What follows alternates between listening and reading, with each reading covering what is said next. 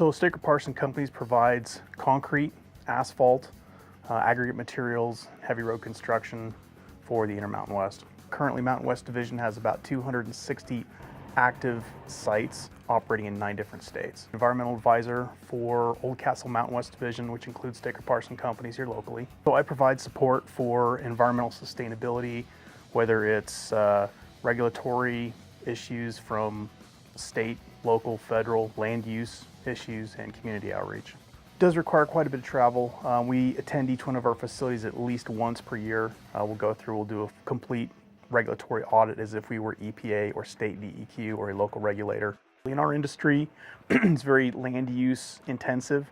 We go out and we extract aggregates from different resources within the environment. During the process of these extractive industries, aggregates, sand and gravel, rock quarries, there's potential for release of pollutants. We can release pollutants to the stormwater. We have some muddy water flowing off our site. We're required to use certain chemicals, diesel fuel. Obviously, we have to use diesel fuel to power our equipment. Storage of diesel fuel has certain risks associated with it.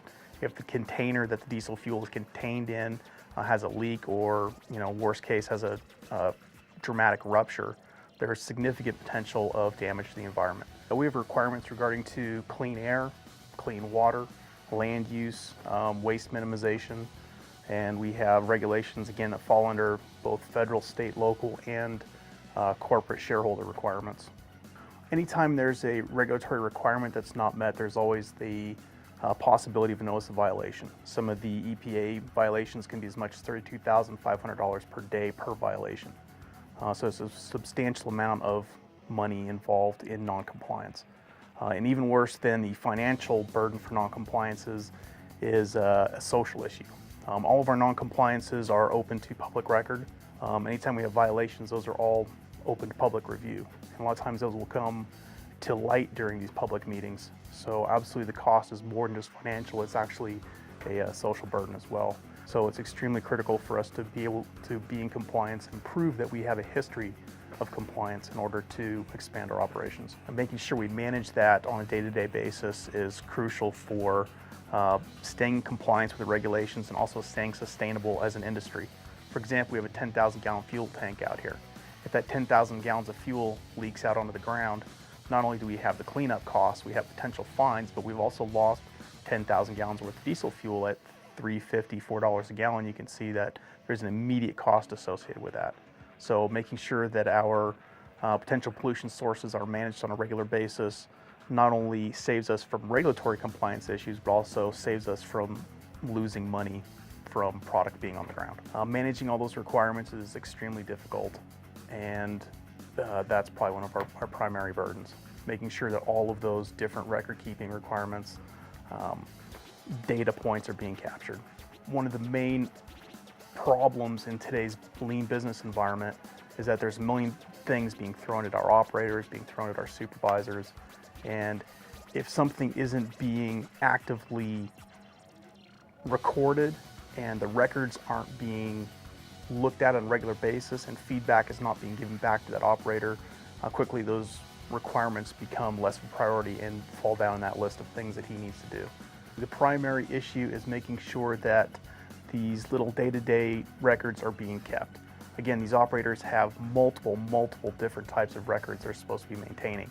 And it's very easy for one record to fall by the wayside. We have what's called an environmental management system.